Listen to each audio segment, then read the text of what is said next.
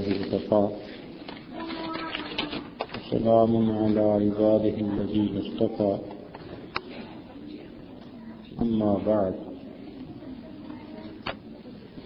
أعوذ بالله من الشيطان الرجيم بسم الله الرحمن الرحيم إن أول بيت وضع للناس للذي ببكة مباركا وهدى للعالمين فيه آيات بينات مقام إبراهيم ومن دخله كان آمنا ولله على الناس حج البيت من استطاع إليه سبيلا ومن كفر فإن الله غني عن العالمين سبحان ربك رب العزة عما يصفون وسلام على المرسلين والحمد لله رب العالمين اللهم صل على سيدنا محمد وعلى آل سيدنا محمد وبارك وسلم. جن حضرات کے پاس سیلولر فون ہے ان کی خدمت میں گزارش ہے کہ اس کو بند کر دیں.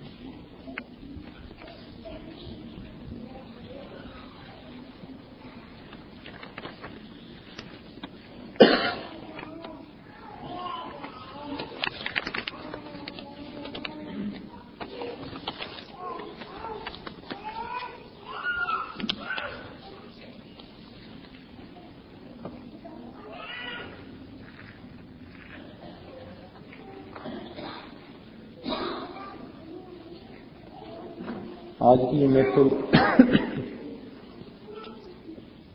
حج کے عنوان سے منعقد ہوئی ہے.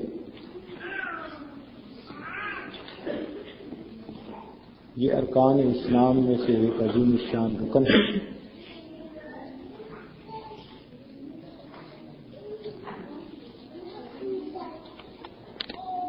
اللہ رب العزت نے اس دنیا میں ایک جگہ کو اپنے ساتھ نسبت عطا فرمائی اور وہاں پر اپنا گھر بنوایا. دیکھنے میں وہ پتھروں کا بنا ہوا ایک کوٹھا ہے، مگر اللہ رب العزت کی تجلیات خاصہ کا وہاں پر ورود ہوتا ہے. ان تجلیات ذاتیہ کے اس جگہ پر وارد ہونے سے وہ جگہ بیت اللہ کہلاتی ہے، اللہ رب العزت کا گھر. سب انسانوں کو حکم ہوا کہ جب وہ اللہ کی عبادت کریں تو اس کی طرف رخ کریں. چنانچہ اگر بالفرض کوئی ظالم اس جگہ سے اس مکان کو، اس کمرے کو ہٹا بھی دے پھر بھی وہ جگہ بیت اللہ رہے گی. حتیٰ کہ اگر وہ وہاں سے زمین کی مٹی کو کھود کر میلوں گہرا بھی کر دے پھر بھی وہ جگہ بیت اللہ رہے. کیونکہ بیت اللہ ان اینٹوں کا نام نہیں ہے، اس جگہ کا نام ہے جہاں پر اللہ رب العزت کی تجلیات وارد ہوتی ہیں. وہ ایک آئینہ ہے. جس طرح بڑی سے بڑی چیز آئینے کے اندر سما جاتی ہے، یوں سمجھیے کہ اللہ رب العزت کا جمال جس کا کوئی حد و حساب نہیں وہ اس جگہ کے اندر سما گیا ہے. اسی لیے ہر کلمہ گو کو اس جگہ کے ساتھ ایک فطری کشش محسوس ہوتی ہے. ہم کہہ سکتے ہیں کہ بیت اللہ شریف انسانوں کے دلوں کا مقناطیس ہے. غریب سے غریب آدمی کو دیکھیے، اسے کھانے کو ملتا ہے یا نہیں، پہننے کو کپڑے پورے ہیں یا نہیں، رہنے کے لیے چھت ہے یا نہیں، مگر اس کے دل کی یہ تمنا ضرور ہوگی میں اللہ کے گھر کو دیکھوں. یہ ایک ایسی تمنا ہے جو فقط امیروں کے دل میں ہی نہیں غرباء کے دلوں میں بھی ہوتی ہے. ہر ایک کے دل میں، جسے دیکھو وہی جانے کے لیے تیار. اسباب ہیں یا نہیں یہ کچھ اور بات ہے، مگر دل کی تمنا ہر ایک کی. اور پھر کشش بھی کیسی کہ جب انسان اس جگہ کا سفر کر کے جاتا ہے تو دور کھڑے ہو کے دیکھتا نہیں رہتا، اس کے قریب کھینچتا ہے، اتنا قریب کھینچتا ہے کہ بے اختیار ملتزم کے اوپر جا کر لپٹ جاتا ہے، جیسے مقناطیس کے ساتھ لوہا چپک جاتا ہے، یہ اللہ کا بندہ بھی اللہ کے اس گھر کے ساتھ ہی لپٹ جاتا ہے۔ یہ دنیا کا دستور ہے کہ جب بھی کوئی محبت کا دعویٰ کرے تو محبوب سے آزماتا ہے کہ یہ اپنے دعوے میں پکا بھی ہے یا نہیں۔ عام طور پر آزمانے کے دو طریقے ہوتے ہیں، ایک کو مالی امتحان کہتے ہیں اور دوسرے کو جانی امتحان کہتے ہیں۔ اللہ رب العزت نے رجب اور شعبان کے اندر ایمان والوں کا مالی امتحان لیا، انہیں حکم دیا کہ تم اپنے مال میں سے زکوٰۃ ادا کرو۔ اب اللہ کے نام پر اپنے کمائے ہوئے مال میں سے پیسے اللہ کے نام پر دے دینا یہ قربانی ہے۔ جب ایمان والوں نے یہ قربانی دے کر دکھا دی تو گویا یہ مالی امتحان کے اندر کامیاب۔ اب جانی امتحان رہا، چنانچہ رمضان مبارک میں اللہ رب العزت نے سب ایمان والوں پر روزوں کو فرض کر دیا۔ وہ چیزیں جو ان کے لیے حلال تھیں، جو جائز تھیں، جو ان کی ضرورت تھی، ان چیزوں سے بھی دن کے اوقات میں ان کو منع کر دیا۔ کھا نہیں سکتے، پی نہیں سکتے، بیوی کے ساتھ مخصوص تعلقات نہیں رکھ سکتے۔ یہ جانی امتحان تھا، یہ مجاہدہ تھا۔ ایمان والوں نے جب پورے رمضان کے روزے رکھ کے ثابت کر دیا کہ اللہ آپ کے حکم پر ہم ہر قربانی دینے کو تیار ہیں، تو گویا یہ وہ لوگ ہیں جو مالی امتحان میں بھی کامیاب اور جانی امتحان میں بھی کامیاب۔ اب دستور ہے کہ محبوب ان کو اپنی ملاقات کا موقع دے، چنانچہ پروردگار عالم نے شوال کے اندر ان کو اپنے گھر کی طرف بلایا۔ اے امتحان میں پورا اترنے والے میرے عاشقوں، ثابت کر دیا تم نے کہ میرے کہنے پر لبیک کہی، اب یہی لبیک کا کلمہ کہتے کہتے تم میرے گھر کی طرف چلو۔ چنانچہ اگر کوئی آدمی شوال میں حج کا احرام باندھنا چاہے تو وہ باندھ سکتا ہے۔ ان کو اشہر معلومات کہتے ہیں۔ شوال کا مہینہ، ذی القعدہ کا مہینہ اور ذی الحجہ کے پہلے 10 دن، یہ اشہر معلومات کہلاتے ہیں۔ تو گویا یہ حج کا سفر عشق و محبت کا سفر ہے۔ جن کے دل میں اللہ رب العزت کی محبت ہے اور وہ اللہ رب العزت کے دیدار کے طلبگار ہیں، وہ احرام باندھ کے جائیں اللہ کے گھر کی طرف۔ چنانچہ ساری دنیا سے لوگ کھینچے چلے آتے ہیں۔ اب آج کے ایام میں معلوم نہیں کہاں کہاں سے لوگ بیت اللہ شریف کی طرف سمٹ رہے ہوں گے، قافلے چل رہے ہوں گے۔ کسی نے 20 سال دعائیں مانگی ہوں گی، کسی نے 70 سال دعائیں مانگی ہوں گی، کوئی 40 سال کی تہجد کی نماز کی دعاؤں کے بعد وہاں پہنچ رہا ہوگا۔ کیسے کیسے خوش نصیب لوگ ہوں گے، اپنی عبادتوں، اپنے تقوی، اپنی طہارت، اپنے علم عمل، کسی نے قرآن کی خدمت کی، کسی نے حدیث پاک کی خدمت کی، کسی نے اللہ رب العزت کی یاد میں راتوں میں عبادت میں گزاری۔ یہ سارے عشاق اس موقع پر بیت اللہ شریف کی طرف روانہ ہوتے ہیں۔ تو یہ قافلے جو چلتے ہیں پیدل بھی، سواریوں پر بھی، یہ اللہ رب العزت کے طلبگار ہیں۔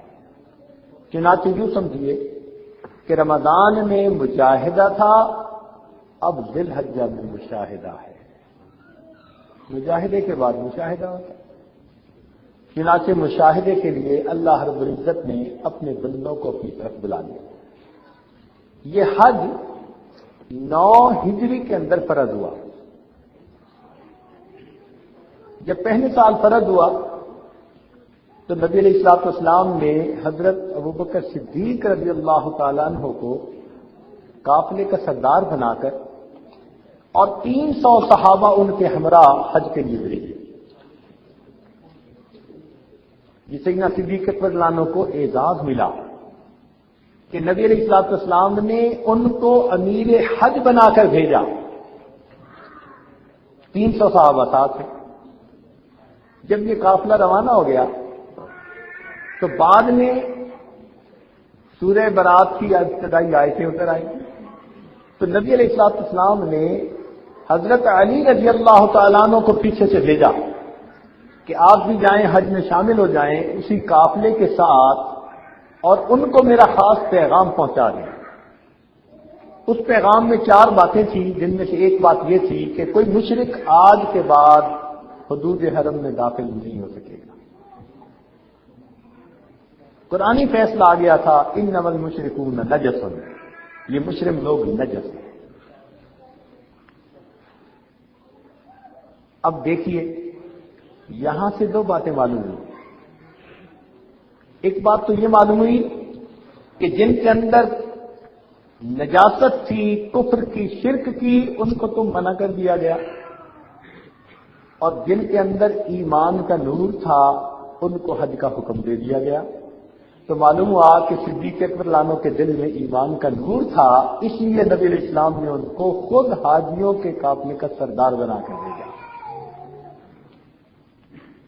اور ایک بات یہ بھی ملی کہ سیدنا علی رضی اللہ عنہ وہاں تشریف لے گئے, مگر انہوں نے یہ حج سیدنا صدیق اکبر رضی اللہ عنہ کی امارت میں کیا.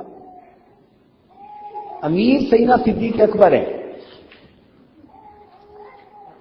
اب دیکھیے 4 عبادتوں میں سے 2 اجتماعی عبادتیں ہیں, ایک نماز اور ایک حج. یہ اجتماعی طور پر کی جاتی ہیں. روزہ اور زکوٰۃ وہ تو انفرادی عبادت ہے. دونوں اجتماعی عبادات کی امامت سیدنا صدیق اکبر کو مل گئی ہے.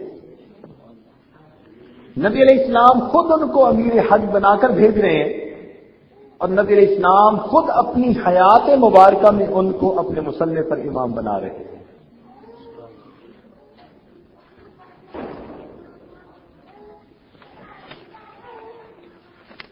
تو یہ 9 ہجری کا سن بنتا ہے. یہ 9 کا ہی حصہ بھی عجیب ہے جو سیدنا صدیق اکبر کے حصے میں آیا. 9 کے حصے کے اندر کچھ خصوصیات ہیں.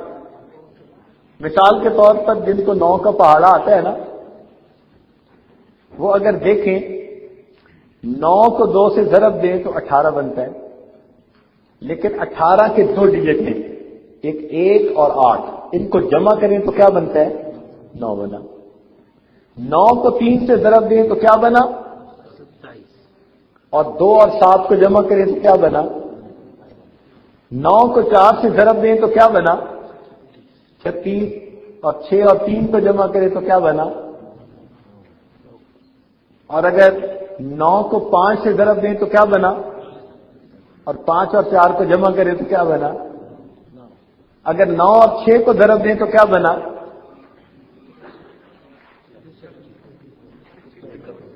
63. اور 6 اور 3 کو جمع کریں تو کیا بنا؟ اگر 9 اور 7 کو ضرب دیں تو کیا بنا؟ جی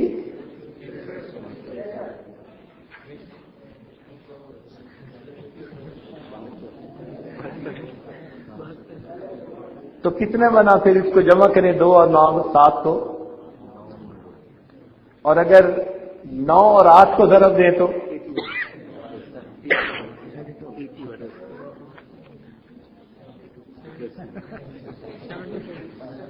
یہ کیلکولیٹر کی سہولیات ہیں.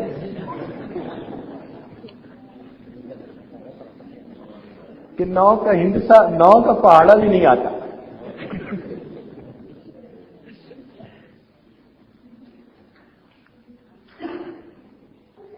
تو 9 اور 9 کو ضرب دیں تو کیا بنا؟ اور 8 اور 1 کو جمع کریں تو کیا بنا؟ گویا پورے پہاڑے کو اگر آپ دیکھیں تو 2 جواب آتا ہے, اس کے ڈیجٹ کو جمع کریں تو پھر کیا بنتا ہے؟ 9 ہر جگہ موجود ہے. یہ 9 کا ہندسہ ان کو ایسا ملا کہ یہ اپنے پہاڑے میں ہر جگہ موجود، اور صدیق اکبر عنہ کو بھی اللہ نے ایسی حیثیت دی کہ وہ بھی ہر جگہ موجود۔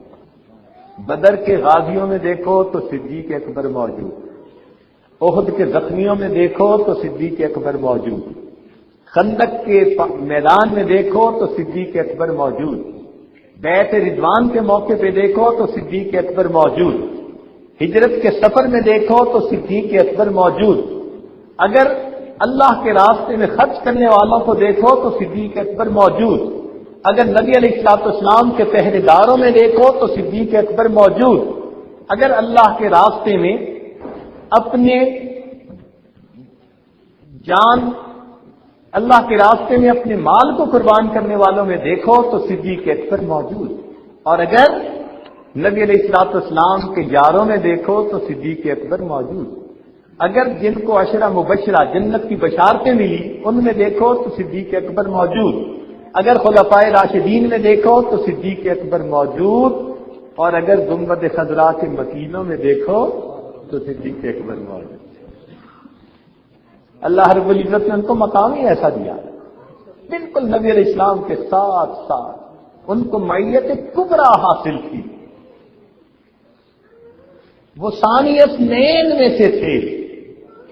ثانی اثنین کہتے ہیں 2 میں سے دوسرا، یعنی جہاں نبی علیہ الصلوۃ والسلام پہلے صدیق اکبر دوسرے، اور جہاں صدیق اکبر پہلے وہاں نبی علیہ السلام دوسرے۔ اب دیکھیے کہ نبی علیہ الصلوۃ والسلام ہجرت کے سفر میں چلے تو آپ کے ساتھ کون تھے؟ صدیق اکبر تھے۔ جہاں نبی علیہ السلام پہلے صدیق اکبر دوسرے، اور حج کے سفر میں اگر صدیق اکبر نے حج پہلے کیا تو دوسرے سال پھر امیر حج کون بنا؟ خود نبی علیہ السلام بنا۔ ثانی اثنین، ایک نسبت مل گئی۔ اور اس گنبد خضرا میں اگر ڈیرا کرنے میں نبی علیہ الصلوۃ والسلام پہلے تو صدیق اکبر ثانی اثنین، ایسا لفظ اللہ نے عطا کیا قیامت تک کے لیے ان کو ایک فضیلت نصیب ہوگی۔ تو بہرحال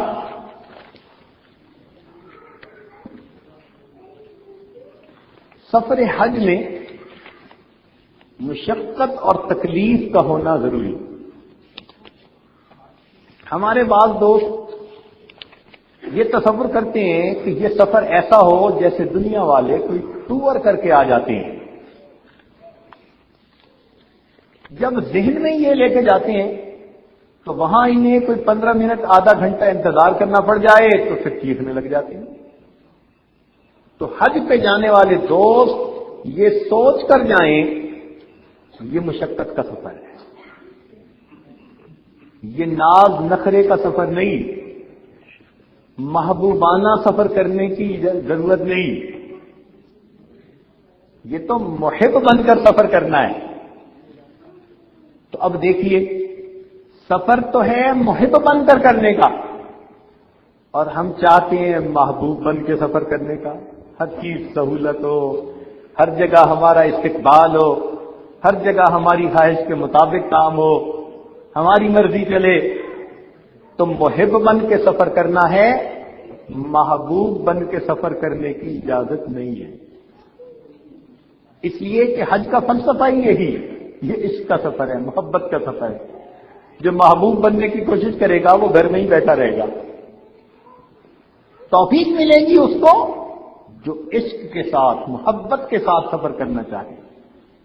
تو اپنی طرف سے انسان مشقتیں طلب نہ کرے، عافیت مانگے، لیکن اگر مشقت آ جائے تو اس کے اوپر صبر کرے۔ ہے ہی مشقت کا سفر، تو شروع سے ذہن میں یہ لے کے جائیں کہ یہ مشقت کا سفر ہے۔ اور مشقتیں تو پہلے زمانے میں ہوا کرتی تھی، آج تو آسانیوں کا سفر ہے۔ ہمارے حضرت رحمۃ اللہ علیہ فرماتے تھے کہ ہم لوگ بحری جہاز کے ذریعے سفر کرتے تھے اور اپنے ملک سے جدہ بسا اوقات 1 مہینہ کا سفر کر کے پہنچا کرتے تھے۔ آج تو 20 دن میں حج کر کے واپس، اور ہوائی جہاز پر 4 گھنٹے کی فلائٹ، یہاں سے کر لیں تو چلو 15-16 گھنٹے لگ جائیں گے، اور کیا ہوگا؟ 30 دن سمندر کا سفر کرنا پڑتا تھا، اور اس میں بحری جہاز کے ہچکولے وہ ویسے ہی بندے کا دماغ آؤٹ کر دیتے تھے۔ اور فرماتے تھے کہ جب ہم جدہ پہنچتے تھے تو جہاز سے زمین پر اترنے کے لیے 3 دن کا وقت لگا کرتا تھا۔ جب جہاز پہنچتا تو 3 دن حاجی جہاز میں رہتے، ان کے کاغذات دیکھے جاتے، یہ دیکھا جاتا کہ ان کے اندر کوئی بیماری تو نہیں ہے، تو ڈاکٹر لوگ 3 دن ان کو جہاز میں رکھتے، چیک کرتے رہتے، جب تسلی ہو جاتی تو پھر اترنے کا موقع دیتے۔ اب بتائیے 3 دن جہاز میں انتظار کر کے زمین پہ قدم رکھنے کی اجازت ملتی تھی، اور آج تو جہاز سے پہنچتے ہیں اور امیگریشن میں 3 گھنٹے بھی نہیں پورے لگتے، اور وہ بھی ایئر کنڈیشن کمروں میں بٹھا دیتے ہیں، اور اس پر بھی بیٹھے باتیں کر رہے ہوتے ہیں کہ یوں نہیں ہونا چاہیے تھا، یوں ہونا چاہیے تھا۔ اندازہ لگائیے کہ ہماری کم ظرفی کا کیا حال ہے۔ ہم چاہتے ہیں کہ بس ہم جب نیچے اتریں تو ایک اسپیشل لیموزین کھڑی ہو جو لے کر ہمیں بیت اللہ کے دروازے تک پہنچا دے۔ ایک سسٹم ہے، اس کے مطابق ہمیں چلنا چاہیے۔ اگر حاجی کیمپ میں وقت لگتا ہے تو وہ ایک روٹین سمجھ لیجئے اور اس سفر کا حصہ سمجھ لیجئے، اور اس کی مشقت پر بھی اجر ملنا ہے۔ آپ بتائیے وہ دنیا کا کون سا بادشاہ ہے جو ملاقات کرنے والوں کو گھنٹوں انتظار نہیں کرواتا؟ ارے دنیا کے بادشاہ اپنے ملاقات والوں کو گھنٹوں انتظار کروائیں تو مالک الملک کی ملاقات کرنے والوں کو اگر انتظار میں بیٹھنا پڑ جائے تو سیکھنے کی کیا ضرورت ہے؟ اور میں تو یوں پوچھتا ہوں کہ جس وقت اللہ تعالیٰ نے آپ کے حج کے بارے میں فیصلہ فرمایا کہ یہ میرا بندہ حج کے لیے آ سکتا ہے، اگر بالفرض اس وقت آپ سے یہ پوچھا جاتا بالفرض کہ میرے بندے حج کی سینکشن تو میں کر رہا ہوں، مگر یہ بتا کہ تجھے اتنے گھنٹے انتظار کرنا پڑے گا، یہ مشقت اٹھانی پڑے گی، یہ جو ہے وہ راتوں کو جاگنا پڑے گا، بتا یہ سب تجھے قبول ہے؟ اگر قبول ہے تو اجازت دیتا ہوں، ورنہ نہیں دیتا۔ تو ہم کیا جواب دیتے؟ ہم کہتے اللہ اس سے دگنی بھی برداشت کرنے کو تیار ہے، اس سے 10 گنا برداشت کرنے کو تیار ہے، اللہ اجازت دے دیجیے۔ اب اللہ نے بن کہے بن مانگے حج کے لیے اجازت عطا فرما دی، اور ہم ہیں کہ اعتراض کرتے پھرتے ہیں کہ جی حج کے اندر بڑی مشقت ہوتی ہے۔ تو اس لیے یہ پوائنٹ آپ کے ذہن میں بٹھانے کی کوشش کی جا رہی ہے کہ حج کا سفر مشقت کا سفر، ذہن میں ہی لے کے جائیں، ہم عبادت کرنے جا رہے ہیں، اور عبادت میں مشقت اٹھانی پڑتی ہے۔ آرام چاہتے ہیں تو بستر پہ پڑے رہیں گھر میں، کس نے آپ کو آ کے کہا ہے کہ آپ ضروری حج کے اوپر جائیں؟ جب قدم ہی اٹھا لیا تو پھر ان مشقتوں کو معمولی سمجھیے، اور کوشش یہ کیجیے کہ زبان سے کسی بھی چیز پر اعتراض نہ ہو۔ یہ ایک بہت اہم بات ہے۔ ہمارے حضرت رحمۃ اللہ علیہ نے ایک واقعہ سنایا، فرماتے تھے کہ ایک مرتبہ ایک حاجی تھا، اور وہ صبح کا ناشتہ لینے کے لیے گیا تو کچھ چیزیں خرید رہا تھا۔ کسی نے اس سے کہا کہ بھئی یہ دہی بھی لے لو، تو کہنے لگا نہیں مدینہ کی دہی کھٹی ہوتی ہے، میں نہیں لیتا۔ بات آئی گئی ہوگی۔ اب جب رات کو خواب سویا تو خواب آیا کہ نبی علیہ السلام کی زیارت ہوئی، تو نبی علیہ السلام نے ناراض ہو کر حکم فرمایا کہ نکل جاؤ میرے شہر سے، کہتے ہو کہ مدینہ کی دہی کھٹی ہوتی ہے، اور خواب ختم۔ اب بڑا پریشان، آنکھ کھل گئی کہ محبوب ناراض ہو کر فرما رہے ہیں کہ نکل جاؤ اس شہر سے، کہتے ہو کہ مدینہ کی دہی کھٹی ہوتی ہے۔ اب پریشان ہوا، علماء سے پوچھا میں کیا کروں؟ کسی نے مشورہ دیا کہ آپ نبی علیہ الصلوۃ والسلام کے چچا سیدنا امیر حمزہ رضی اللہ عنہ جہاں مدفون ہے وہاں چلے جائیں، ایصال ثواب کریں، دعا مانگے، اللہ تعالیٰ کی رحمت ہو جائے۔ چنانچہ اس نے ایسا ہی کیا، سیدنا امیر حمزہ رضی اللہ عنہ کے مزار پر گیا، ان کے لیے ایصال ثواب کیا، دعائیں مانگی۔ رات کو آیا، خواب میں سیدنا امیر حمزہ رضی اللہ عنہ کی زیارت ہوئی۔ سیدنا امیر حمزہ رضی اللہ عنہ نے فرمایا کہ دعا تو اگرچہ آپ نے بہت مانگی، وہ اپنی جگہ، لیکن جب آپ کو محبوب فرما چکے نکل جا میرے شہر سے، اب آپ کو رکنے کی اجازت نہیں، اگر نہیں نکلو گے ایمان سے محروم ہو جاؤ گے۔ چنانچہ اس آدمی کو شہر سے نکلنا پڑا۔ تو اس لیے جب وہاں جائے، ہمارا ایک محبت کا تعلق ہے اس جگہ کے ساتھ، کسی چیز پر اعتراض نہ کریں۔ کیا ہم چند دنوں کے لیے زبان بند نہیں کر سکتے؟ ہر جگہ پر خوبیاں بھی ہوتی ہیں، خامیاں بھی ہوتی ہیں، انتظامات کے اندر کوتاہیاں بھی ہوتی ہیں، لاکھوں انسانوں کا انتظام کرنا ہوتا ہے۔ تو اگر کوئی اونچ نیچ نظر بھی آ جائے تو چپ رہنے کی ضرورت ہے، کمنٹس کرنے کی ضرورت نہیں ہے۔ خاص طور پر یہ جو یورپ سائڈ سے جاتے ہیں نا، یہ کوئی زیادہ ہی لاڈلے ہوتے ہیں، پیٹ بھرے کھانے کو مل جاتے ہیں نا، کچھ فاقے آتے، کچھ دماغ ٹھکانے آتا، کچھ اپنی اوقات کا پتہ چلتا، ہر چیز موجود ہے، من پسند کے کھانے کھاتے ہیں۔ تو پھر کیا ہوتا ہے، ذرا سی بات پہ اعتراض کرتے ہیں۔ اس لیے یہ مشقت کا سفر ہے۔ اس سفر کے اندر چاہیے کہ ہم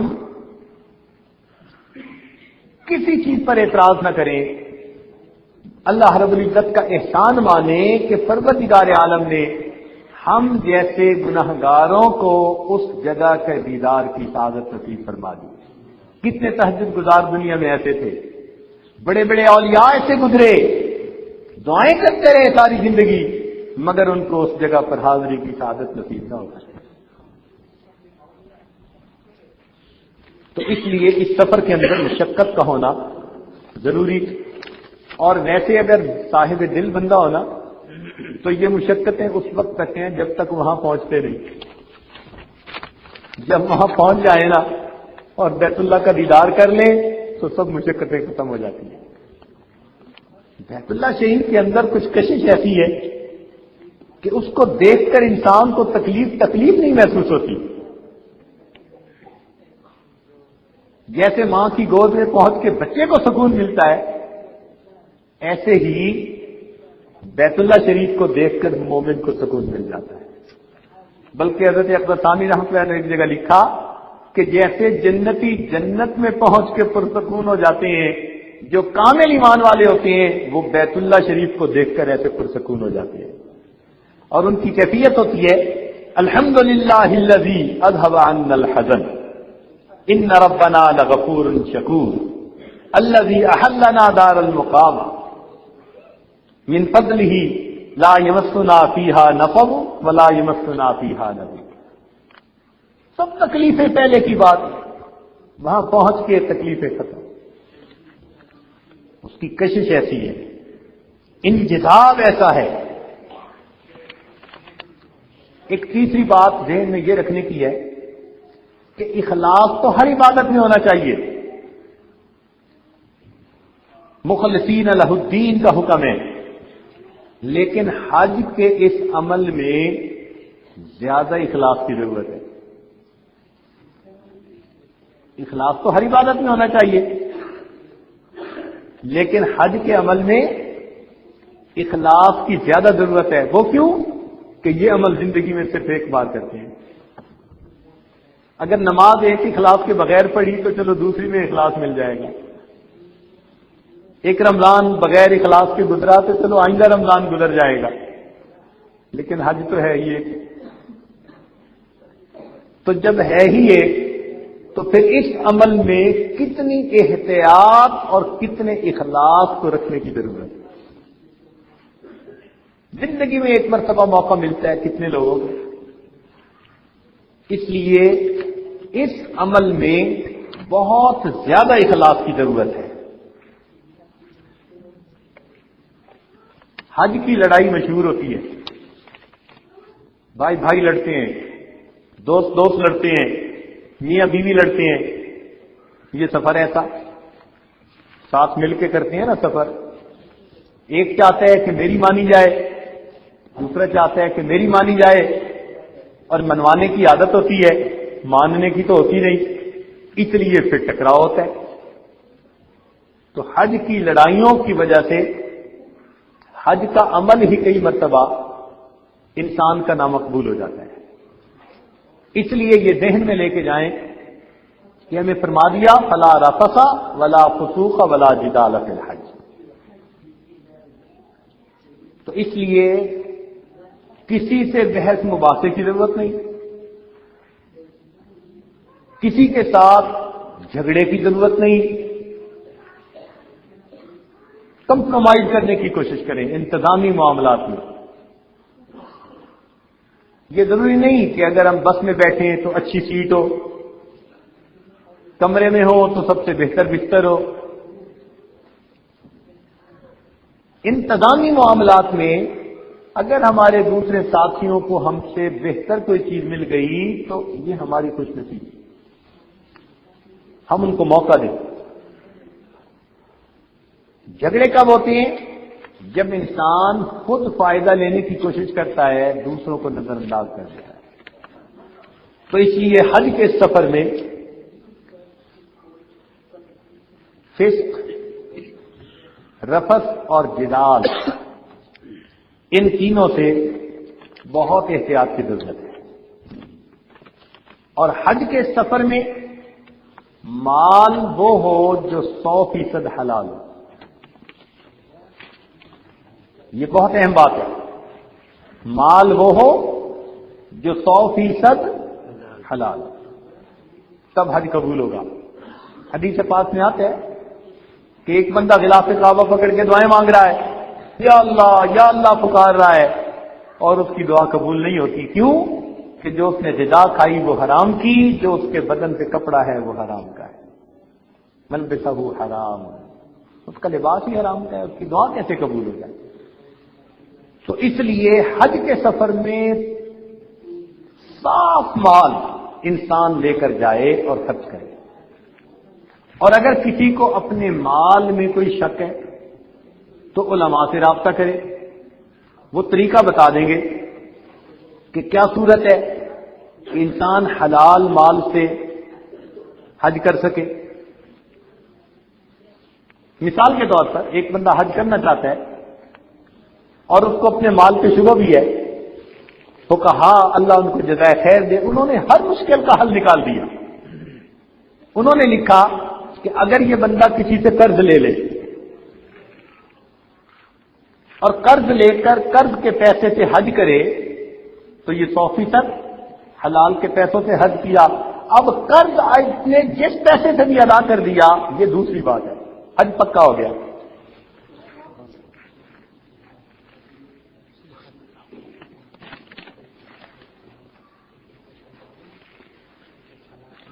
حج میں فخر اور شیخی بگھارنے سے بچے.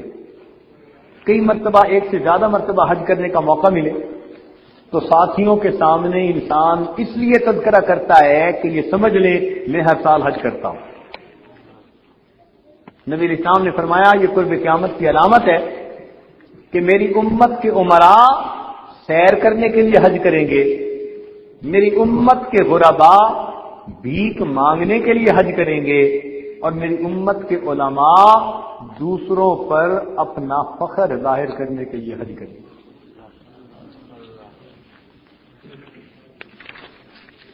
تو ایسے وقت میں فخر و مباحات سے بچنے کی ضرورت ہے. اور یہ بھی دیکھا کہ کچھ لوگ حج اس لیے نہیں کرتے کہ جی ہمارے پاس بس تھوڑے سے پیسے ہیں، ہم نے جمع کیے ہیں، اب ہم کیسے حج کریں. حدیث پاک کا مفہوم یہ ہے کہ جو انسان کثرت سے حج یا عمرہ کرتا ہے اللہ تعالیٰ اس کے رزق کو فراخ فرما دیتے ہیں. حدیث پاک میں تو حج اور عمرہ کرنے سے رزق میں فراخی آتی ہے.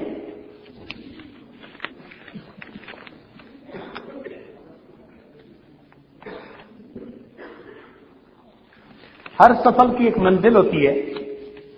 حج کے سفر کی منزل اللہ رب العزت کی رضا ہے. حاجی دو طرح کے ہوتے ہیں، کچھ کو زیارت بیت نصیب ہوتی ہے اور کچھ کو زیارت رب البیت نصیب ہو جاتی ہے. اسی لیے طواف زیارت نام رکھا گیا. وقوف عرفہ کے بعد جو طواف کرتے ہیں طواف زیارت. اب یہ زیارت اور مشاہدہ اس کا کیا حقیقی مفہوم ہے یہ مستقل عنوان ہے. تاہم آنکھ والا تیرے جوبن کا تماشا دیکھے، دیدہ ایک اور کو کیا آئے نظر کیا دیکھے. جنہوں نے اپنے باطن پہ محنت کی ہوتی ہے وہ اس جگہ کی نورانیت کو محسوس کرتے ہیں، اور جب محنت نہیں کی ہوتی تو پھر ان کو محسوس ہی نہیں ہوتا. اس لیے اس سفر کے اندر کسی باعمل عالم یا شیخ کا ہونا ضروری تاکہ وہ قدم قدم پر انسان کی رہنمائی کر سکے.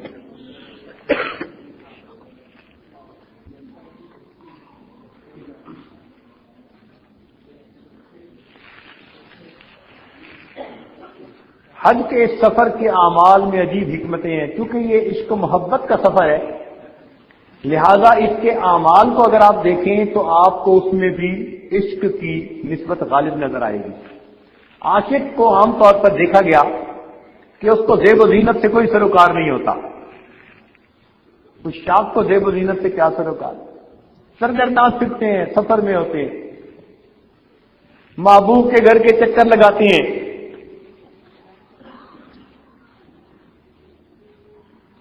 یہ تمام اعمال حج کے سفر میں موجود ہیں.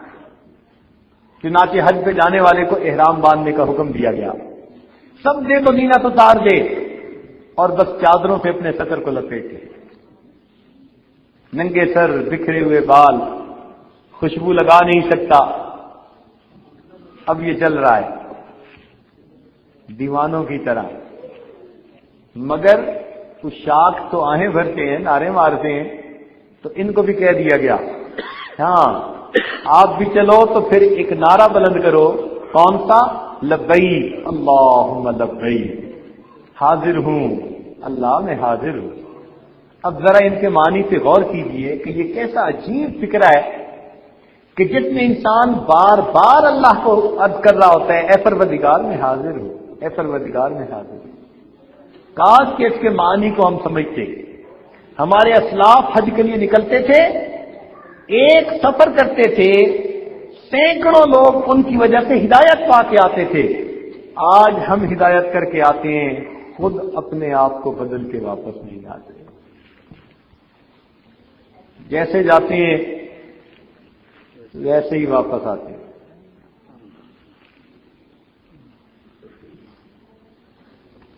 اور جس طرح عاشق محبوب کے گھر کے چکر لگاتا ہے، اسی طرح یہ حاجی اللہ رب العزت کے گھر کا طواف کرتا ہے.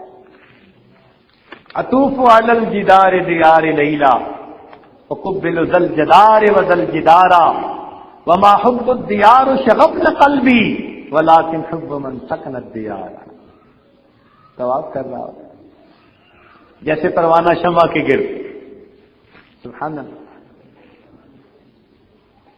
اور آپ دیکھیں کہ دنیا میں کہیں کوئی ایسا موقع نہیں کہ جہاں مرد اور عورت کو ایک ہی کام ایک ہی وقت میں کرنے کا حکم ہو. اگر نماز بھی پڑھنی ہے تو درمیان میں ایک بڑی دیوار پردہ ہوگا. حج میں طواف ایک ایسا ہے کہ جس میں مردوں کو بھی کرنا ہوتا ہے عورتوں کو بھی کرنا ہوتا ہے. اب یہ کیوں ہے؟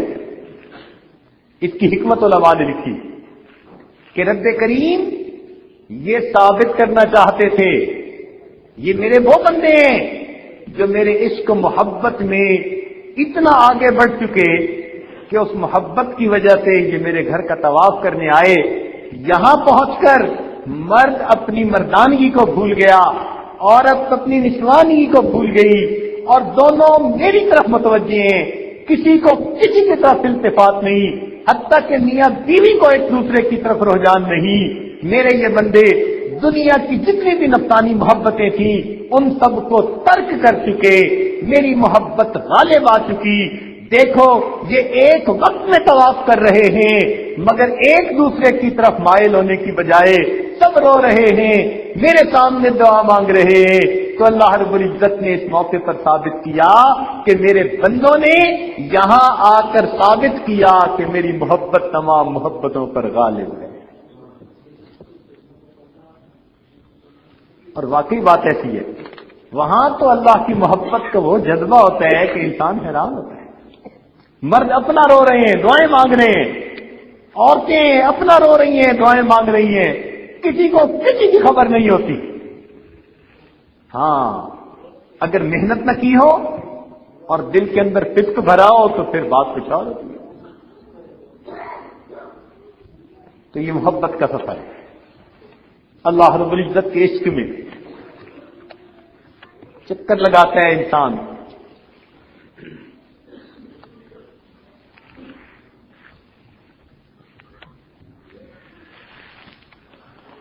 اور جیسے اگر کوئی عاشق کو منع کرے کہ تم اس معاملے سے باز آؤ تو عاشق اس سے نفرت کا اظہار کرتا ہے، اس کو پتھر مارتا ہے۔ تو شیطان بھی انسان کو اللہ کے راستے ہٹانے کی کوشش کرتا ہے، تو حج کے سفر میں حاجی بھی جا جا کے اسے پتھر مارتا ہے، اور عاشق قربانی پیش کرتا ہے۔ اس سفر میں حاجی بھی اللہ کے نام پر قربانی پیش کر رہا ہوتا ہے۔ تو اس کے جتنے بھی اعمال ہیں ان کے اندر حکمتیں ہیں، اور ہر عمل میں عشق اور محبت کا رنگ جھلک رہا ہو۔ اللہ تعالیٰ کی شان دیکھیے اور یہ دین اسلام کی کا حسن دیکھیے کہ حج کوئی نماز پڑھنے کا نام نہیں ہے۔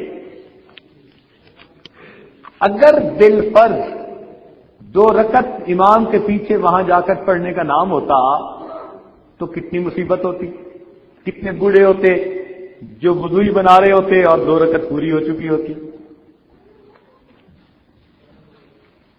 کئی بیمار ہوتے، کئی معذور ہوتے، اور کتنی عورتیں ہوتی جو ہزاروں روپیہ خرچ کر کے ہزاروں میلوں سے سفر کر کے وہاں جاتی اور ان کی نماز پڑھنے کی حالت ہی نہ ہوتی، تو کتنی مشکل پیش آ جاتی۔ لہذا حج کا سب سے بڑا رکن کیا کہ عرفات کے میدان میں ظہر کا لے کر عشاء کے درمیان وقوف کرنا۔ اب یہ وقوف ہر بندہ کر سکتا ہے، چاہے اس نے نماز پڑھنی ہے یا نہیں پڑھنی، حتیٰ کہ اگر کوئی بیمار ہے تو وہ بھی کر سکتا ہے، کوئی بے ہوش ہے تو وہ بھی وقوف کر سکتا ہے۔ تو یہ حسن دیکھیے دین اسلام کہ فقط اس جگہ پر احرام باندھ کے پہنچ گئے تو وہ وقوف مکمل ہو گیا۔ تو حج کے اعمال کے اندر اللہ رب العزت کی طرف سے بڑی حکمت ہے۔ حاجی خدائی مہمان ہوتا ہے۔ دیکھیں آپ اگر دعوت نامہ بھیجیں اور کسی کو بلائیں اور وہ بندہ آپ کے گھر آئے تو آپ محسوس کرتے ہیں کہ اس کا خیال رکھنا میری ذمہ داری ہے کہ میں نے دعوت نامہ دے کے بلایا۔ تو جب ہم دعوت دے کے کسی کو بلائیں اور وہ اس دعوت نامے کی وجہ سے آ جائے، ہم سمجھتے ہیں یہ مہمان ہے اور مہمان کی مہمان نوازی کرنی ہماری ذمہ داری۔ پروردگار عالم نے بھی دعوت بھیجی، ابراہیم خلیل اللہ کو فرمایا وَأَذِّن فِي النَّاسِ بِالْحَجِّ، ہے نا دعوت، سب کو دعوت مل رہی ہے، اے میرے پیارے خلیل آواز لگا دو، دعوت یہاں میں آؤ اس گھر کی زیارت کے لیے۔ اب جب دعوت نامہ ملا تو جن کو اللہ کی طرف سے پھر توفیق مل گئی وہ اگر اس دعوت پر لبیک کہتے ہوئے وہاں پہنچے تو وہ خدائی مہمان بنے یا نہ بنے۔ تو اگر ہم جیسے لوگ جن کے اندر ایک ذرہ جیسی شرافت ہے ہم مہمان کی مہمان نوازی اپنا حق سمجھتے ہیں تو سوچئے کہ پروردگار عالم اپنے گھر کی زیارت کے لیے آنے والوں کی کیسی مہمان نوازی فرماتے ہوں۔ وہ تو مہمان نوازی فرماتے ہیں، ہمیں پتہ نہیں چلتا، اگر پتہ چلے تو پھر حاجی کے تو مزے ہی مزے۔ اس لیے حدیث پاک میں آتا ہے کہ بیت اللہ شریف کے اوپر روزانہ 120 رحمتوں کا نزول ہوتا ہے، جن میں سے 60 رحمتیں تو طواف کرنے والوں کے لیے اور 40 رحمتیں نماز پڑھنے والوں کے لیے اور 20 رحمتیں جو بیٹھ کر بیت اللہ کا دیدار کر رہے ہوتے ہیں۔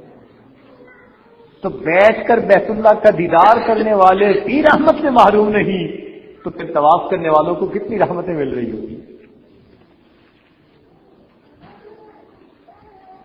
چنانچہ ایک جگہ ایسی ہے، رکن یمانی اور حجر اسود، اس کے درمیان میں حدیث پاک میں آتا ہے 70,000 فرشتے ہر وقت متعین ہوتے ہیں اور طواف کرنے والوں کی دعاؤں کے اوپر آمین کہہ رہے ہوتے ہیں۔ اب کتنے خوش نصیب ہیں وہ لوگ جو وہاں جا کر دعائیں مانگیں گے اور ان کی دعاؤں پر اللہ کے فرشتے بھی آمین کہیں گے۔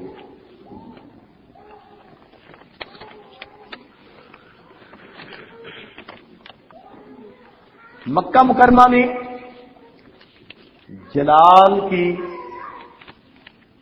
تجلیات غالب ہیں۔ اللہ رب العزت کی ہیبت شان، جلالت شان ایسی ہے، مکہ مکرمہ کے اندر جلال کی تجلیات، چنانچہ وہاں کے رہنے والوں کی طبیعت میں بھی جلال زیادہ ہے۔ آپ مکہ مکرمہ کے کسی دکاندار سے کہیں نا جی کہ اس کے دام اتنے کر دو، کہے گا یہ اللہ، تشریف لے جائیے، دوسری بات ہی نہیں کرے گا۔ لیکن مدینہ طیبہ کے اندر آپ کو جمال کی تجلیات نظر آئیں گی، وہاں معاملہ ہی کچھ اور ہے۔ تو دونوں جگہ پر انوارات کا اپنا حسن ہے۔ اللہ رب العزت نے اپنے محبوب کی ولادت کے لیے تو مکہ مکرمہ کو پسند فرمایا، لیکن ان کی رہائش کے لیے مدینہ طیبہ کو پسند فرمایا۔ یہ دو جگہیں علیحدہ کیوں بنا دی گئی؟ اس لیے کہ یہ دو محبتیں تھیں جو مومن کے دل میں ہونی چاہیے، اور اگر دونوں جگہیں ایک ہی شہر کے اندر ہوتی تو دو میں سے ایک ہی غالب آ سکتی تھی نا، تو اللہ تعالیٰ نے دونوں کو علیحدہ علیحدہ شہر دے دیے۔ مکہ مکرمہ میں آؤ، اللہ رب العزت کی محبت کا جذبہ غالب ہو، اور اگر مدینہ طیبہ میں جاؤ تو پھر اس کے رسالت کا جذبہ غالب ہو۔ چنانچہ دونوں جگہ جا کر انسان دونوں محبتوں سے لطف اندوز ہو سکتا ہے۔ عبادت گزاروں کے لیے مکہ کا قیام اعلیٰ اور عشق والوں کے لیے مدینہ کا قیام اعلیٰ۔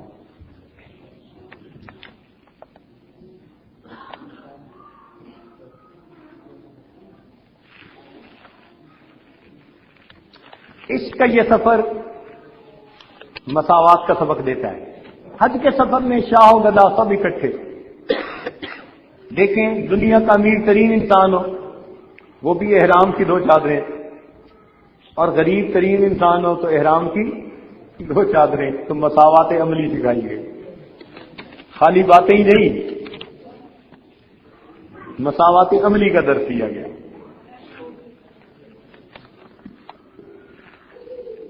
تو اس لیے یہ حج کا سفر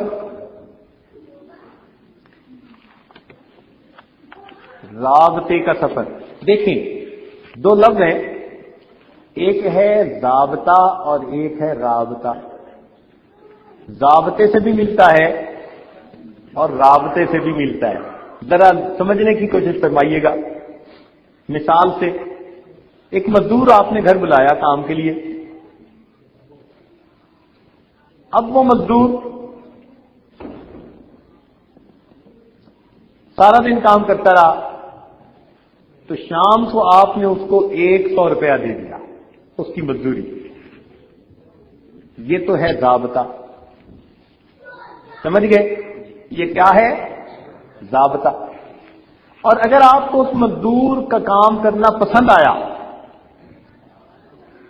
اور آپ نے اس سے بلا کر حال احوال پوچھ لیے کہ سناؤ بھائی کہاں رہتے ہو، کیا حال ہے، اور وہ کہے جی کہ میں فلاں جگہ رہتا ہوں، میں تو آج کل بہت محنت کرتا ہوں، کام کر رہا ہوں، اس لیے کہ میں ایک ہی بیٹا ہوں ماں باپ کا، اور میرے سر پر ذمہ داری ہے، میری ہمشیرہ جوان ہے اور اس کی شادی کرنی ہے، اور میرے پاس ابھی انتظام نہیں۔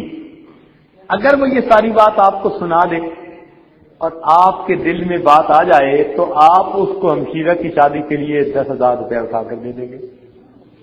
تو ضابطے سے کیا ملا؟ 100 روپیہ، اور رابطے سے کتنا ملا؟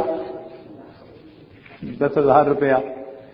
تو یہ سفر رابطے کا سفر ہے،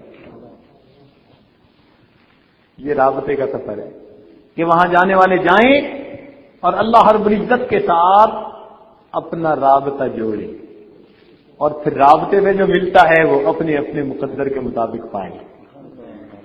من طلب فقد وجد، جس نے طلب کیا اس نے پا لیا، اللہ تعالیٰ عطا فرما دیتے ہیں۔ یہ ذہن میں رکھیے گا، ہمیشہ مانگنے والوں کو اپنے دامن کی کوتاہی کا شکوہ رہا، دینے والے کے خزانے بہت وسیع ہیں، بہت وسیع ہیں۔ جس نے جتنا مانگا اللہ نے اس سے بھی زیادہ اس کو دیا۔ ٹوٹے رشتے وہ جوڑ دیتا ہے، ٹوٹے رشتے وہ جوڑ دیتا ہے، بات رب پہ جو چھوڑ دیتا ہے، اس کے لطف و کرم کا کیا کہنا، لاکھ مانگو کروڑ دیتا ہے۔ وہ تو امیدوں سے بڑھ کر دینے والی ذات ہے، جتنا ہم مانگیں گے پروردگار عالم اس سے بھی زیادہ عطا فرمائیں گے۔ اس لیے پھر وہاں جا کر مانگنا ہے، اے اللہ جئتک من بلاد بعیدہ وبذنوب کثیرہ فاغفر لی، اللہ میں بڑی دور سے آیا ہوں اور بڑی دیر سے آیا ہوں، میرے مولا گناہوں کی بخشش فرما دیجیے۔ اور مانگنے والے مانگتے ہیں، مانگنے والے مانگتے ہیں۔ وہ در ہے کہ جہاں پر شاہ و گدا سب مانگتے ہیں۔ دنیا کے بڑے بڑے امراء کو دیکھا بیت اللہ شریف کے سامنے کھڑے ہاتھ پھیلائے ہوئے مانگ رہے ہیں، سب کو ملتا ہے اس جگہ سے۔ اس لیے حجاج خوش نصیب ہیں کہ ان کو اس مرکز توحید میں جانے کی سعادت نصیب ہو رہی ہے۔ تو وہاں جا کر یہ مانگیں، جتنی دعا مانگ سکتے ہیں۔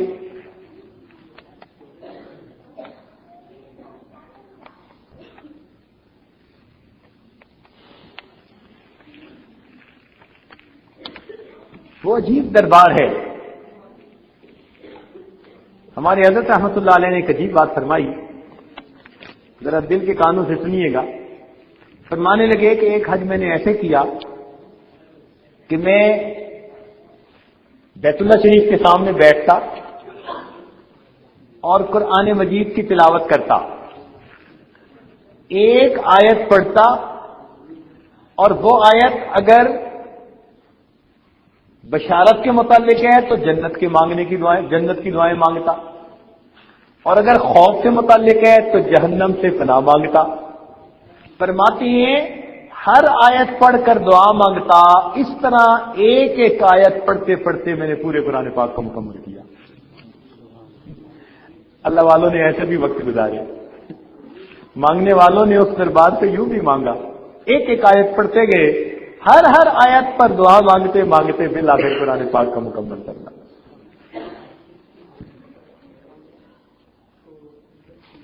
تو اس لیے اس جگہ کے اوپر جا کر دعائیں خوب مانگنی چاہیے۔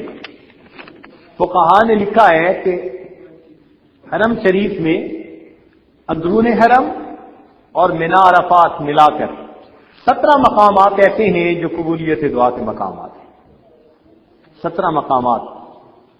اب حاجی کو قبولیت دعا کے مقامات کا پتہ نہیں ہوتا، لیکن جس گھڑی کی قیمت پوچھو اس کو ہر گھڑی کی قیمت کا پتہ ہوتا ہے، اس لیے کہ بازار کی سیر زیادہ ہوتی ہے اور اعمال کے لیے کوشش کم ہوتی ہے۔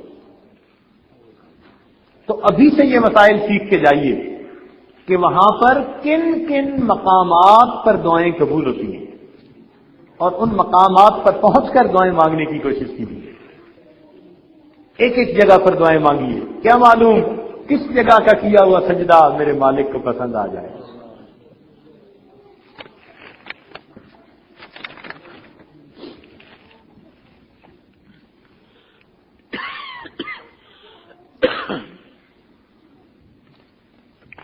حج کرنے کا معیار اپنا اپنا.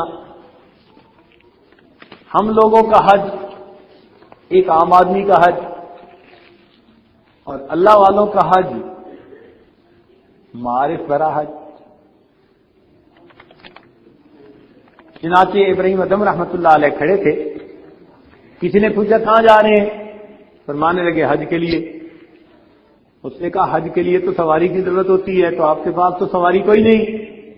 کہنے لگے میرے پاس ایک نہیں، میرے پاس کئی سواری ہیں. اس نے پوچھا کہ سواری نظر تو آ نہیں رہی اور آپ کہتے ہیں میرے پاس کئی سواریاں، تو بتائیے تو کون کون سی سواری؟ فرمانے لگے کہ جب مصیبت ہوگی تو صبر کے اوپر سواری کروں گا. مصیبت کے لمحات میں صبر کی سواری، نعمت کے اوقات میں شکر کی سواری، خلاف طبیعت کام کے وقت میں تسلیم و رضا کی سواری، رنج پہنچنے کے وقت میں انا للہ و انا الیہ راجعون والی سواری، نفس و شیطان کے مقابلے میں لا حول ولا قوہ والی سواری، گناہ کا کوئی معاملہ سامنے آئے تو توبہ کی سواری، اور جب کوئی بڑا سامنے آئے تو اللہ اکبر والی سواری، اور جب کسی کی خطا دیکھوں گا تو سبحان اللہ کی سواری. میں حسب موقع ان سواریوں پہ سوار ہو کر اپنے حج کو مکمل کر لوں گا. تو واقعی یہ سواریاں ہمیں وقتاً فوقتاً مختلف سواریوں پر سوار ہو کر اس حج کے سفر کو مکمل کرنا ہے. حضرت شبلی رحمۃ اللہ علیہ کا ایک مرید تھا. کچھ عرصہ وہ محفل میں نہ آیا، کچھ عرصے کے بعد حاضر ہوا تو پوچھا کہ بھائی اتنے دن کہاں رہے؟ کہ حضرت حج پہ جانے کا موقع نصیب ہوا اس لیے میں حج پر گیا. تو فرمایا کہ ذرا قریب آؤ. وہ قریب آ گیا. آپ نے فرمایا کہ یہ بتاؤ کہ حج کے سفر کے لیے جب تم نکلے تھے تو احرام باندھا تھا؟ اس نے کہا جی ہاں. فرمایا احرام باندھنے کے لیے جب تم نے اپنے جسم سے لباس اتارا تھا تو گناہوں کا لباس بھی اتارنے کی نیت ساتھ کی تھی یا نہیں کی تھی؟ کہ میں گناہوں کا لباس بھی اتار رہا ہوں. اس نے کہا حضرت یہ نیت تو نہیں کی تھی.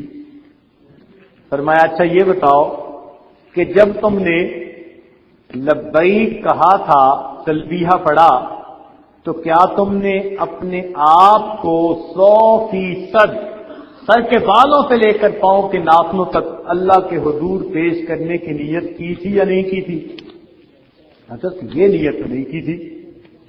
فرمایا اچھا یہ بتاؤ کہ جب جا کر تم نے بیت اللہ شریف کا طواف کرنا تھا اور بیت اللہ کا استلام کہتے ہیں کہ حجر اسود کی طرف دونوں ہاتھ کر کے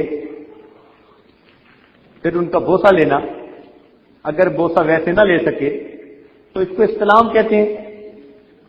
تو پوچھا کہ یہ کیا تھا؟ کہ جی کیا تھا.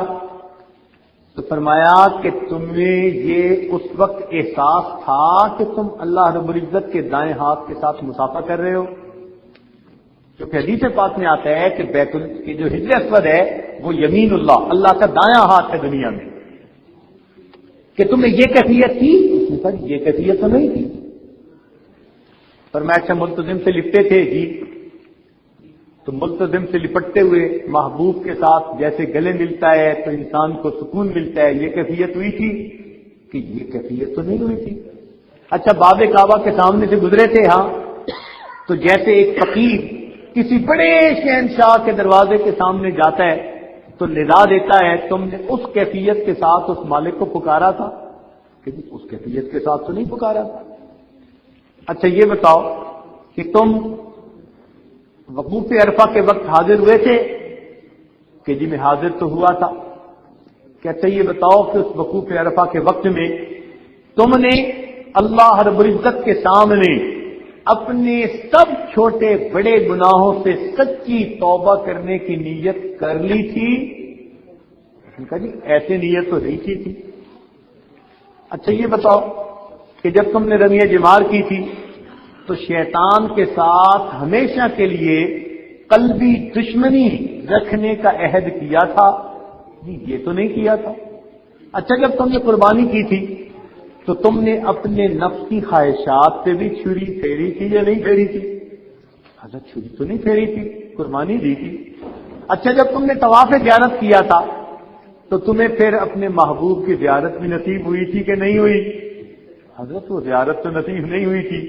فرمانے لگے کہ بچے پھر تم یوں سمجھو کہ حج کیا ہی نہیں، اب آئندہ سال نئے سرے سے پھر احرام باندھ کے جانا، اور جس طرح میں نے تمہیں سکھایا ہے اس طرح جا کر دوبارہ حج ادا کرتا۔ اب ان باتوں کو سامنے رکھیں کہ ہم حج کیسے کرتے ہیں اور اللہ والوں کی حج کی کیفیت کیا ہوتی ہے۔ تو اس لیے یہ معاملہ اپنا اپنا۔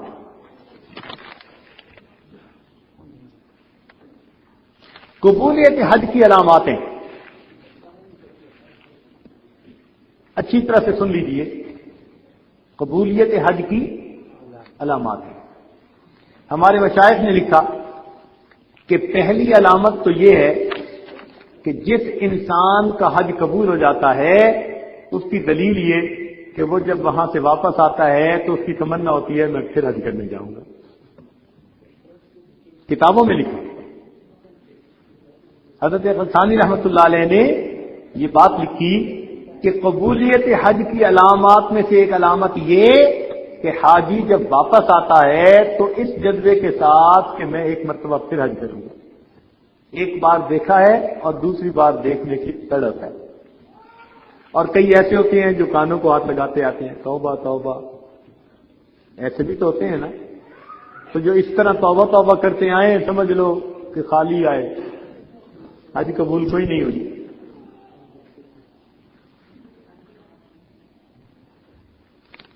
اور ایک بات یہ کہ جب انسان بیت اللہ شریف کے سامنے جاتا ہے، حجر اسود کا استلام کرتا ہے، تو علماء نے لکھا کہ اس کے اندر کی جو بھی کیفیت ہوتی ہے نا وہ ظاہر ہو جاتی ہے، اندر کی جو بھی کیفیت ہو۔ چنانچہ کچھ لوگ وہاں جا کر استلام کریں گے نا تو ان کا خب سے باطن کھل جائے گا، نہ شکوے کی باتیں بیت اللہ شریف کے سامنے حرم میں بیٹھ کر ایک ایک گھنٹہ شکایتیں کرتے رہیں گے، فلاں یہ ہے، فلاں یہ ہے، معلم یوں کرتے ہیں، فلاں یوں کرتے ہیں، ایک ایک گھنٹہ بیٹھ کے وہاں شکایتیں کرتے رہتے ہیں، وہ اندر کھل جاتا ہے۔ تو یہ حجر اسود کا استلام عجیب ہے کہ انسان کی تلئی کھل جاتی ہے، جیسا اندر ہو وہ چھپا نہیں رہتا، کھل جاتا ہے۔ اور جس کے اندر شرافت نفس ہو پھر وہ چیز بھی کھل جاتی ہے، چنانچہ اس کے اندر اور تسلیم و رضا آ جاتی ہے۔ اس کو جتنی تکلیفیں پہنچے وہ سب تکلیفوں کو آسان سمجھ کر اللہ کی رضا کے لیے برداشت کر لیتا ہے۔ اس لیے حج کرنے کے بعد واپس آتے ہیں تو کچھ لوگوں کی نیکی میں اضافہ ہو جاتا ہے اور کچھ لوگ پہلے سے بھی گئے گزرے بن جاتے ہیں۔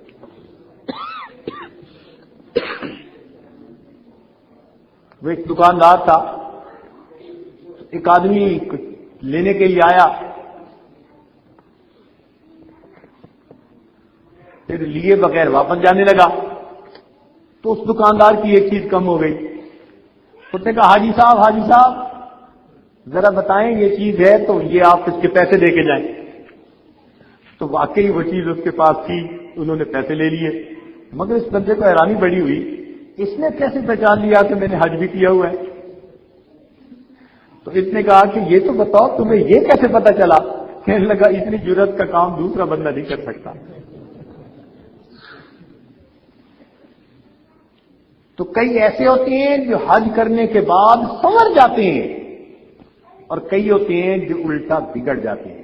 کیوں فرق ہوتا ہے؟ جس کی حج قبول ہو گئی وہ سنور گئے اور جس کی حج قبول نہ ہوئی وہ، اس لیے وہاں جا کر رونے کی ضرورت ہے، اس دعا کو قبول کروا کے آنے کی ضرورت ہے، اے اللہ میری اس حج کو قبول کر لیجیے۔ ہمارے حضرات سالوں روتے رہے۔ چنانچہ ایک بزرگ کے بارے میں آتا ہے کہ انہوں نے 70 حج کیے، 70 حج کیے۔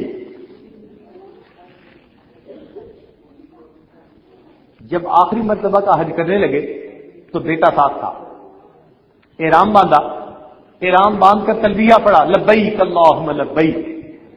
جب انہوں نے لبیک پڑھا تو آواز آئی لا لبیک۔ کیا مطلب کہ تیری لبیک قبول نہیں۔ اب جب یہ آواز آئی تو بیٹے نے بھی سنی تو وہ کہنے لگا ابو جب ہماری لبیک قبول ہی نہیں تو پھر حج کرنے کا کیا فائدہ، احرام اتار دیجیے۔ تو جب اس نے یہ کہا تو باپ نے بیٹے سے کہا کہ بیٹا جب میں نے پہلا حج کیا تھا اور لبیک کہا تھا اس وقت بھی یہی آواز سنی، اب 70 دفعہ کا حج کر رہا ہوں اب بھی یہی آواز سن رہا ہوں، مگر بیٹے یہ تو بتا کہ کوئی اور دروازہ ہے کہ اس کو چھوڑ کے میں وہاں چلا جاؤں، وہ قبول کرے نہ کرے مجھے حج تو یہی کرنی ہے، دروازے تو اسی سے پکارنا ہے۔ ان کی یہ بات اللہ کے ہاں قبول ہو گئی، فوراً ان کے دل میں ڈالا گیا میرے بندے تیرے اس عاجزی کی وجہ سے ہم نے 70 دفعہ کے حجوں کو قبول فرمایا۔ تو اس لیے حج کے لیے جانا ہے تو وہاں عاجزی اور زاری اتنی کیجئے حتیٰ کہ حج کو قبول کروائیں۔ یہ ہے ہی محبت کا سفر، عجیب محبت کا معاملہ۔ کچھ لوگ سمجھتے ہیں شاید یہ پیسے کی بات ہے، ایسی بات نہیں ہوتی۔ کتنے لوگ ایسے ہیں کہ جن کو اللہ رب العزت نے خوب مال دولت دی لیکن حج کی سعادت کے بغیر دنیا سے رخصت ہوئے، اور کتنے غریب ہوتے ہیں کہ جن کے پاس خرچ کرنے کو بھی کچھ نہیں ہوتا اللہ تعالیٰ ان کو بھی پہنچا دیتے۔ یہ بیت اللہ شریف کے ساتھ تعلق عجیب ہے۔ ہمارے حضرت ہم سے فرمانے لگے کہ یہ پہلے کی بات ہے کہ جب سعودی عرب کے اندر ابھی تیل دریافت نہیں ہوا تھا، 1932 کے قریب کی بات، کچھ ایسا ہی سن لیا۔ فرمانے لگے کہ اس وقت وہاں غربت کا یہ عالم تھا کہ ہم جاتے تھے اور تربوز خربوز وغیرہ کھا کر جب ہم اس کے چھلکے پھینکتے تھے تو وہاں کے بچے ان کو اٹھا کر کھانے کے لیے آپس میں جھگڑتے تھے۔ اتنی غربت تھی کہ حاجی لوگ جب تربوز یا خربوز کھا کر اس کے چھلکے پھینکتے تھے ان چھلکوں کو اٹھا کر کھانے کے لیے وہاں کے مقامی بچے آپس میں جھگڑا کرتے تھے، اتنی غربت تھی۔ فرمان لگے کہ ایک وقت تھا کہ ہم مکہ سے مدینہ جا رہے تھے کہ راستے میں ہم نے پڑاؤ ڈالا نماز کے لیے تو ایک بوڑھا آ گیا اور اس نے آ کر اپنے پیٹ کی طرف اشارہ کیا کہ بھئی مجھے بھوک لگی ہے۔ تو فرماتے ہیں کہ میں نے اپنی اہلیہ سے کہا کہ اس کو روٹی بنا کر دو، یہ بھوکا ہے بیچارہ۔ تو اہلیہ نے آٹا نکالا، پانی نکالا کہ آگ جلاؤں اور روٹی پکاؤں۔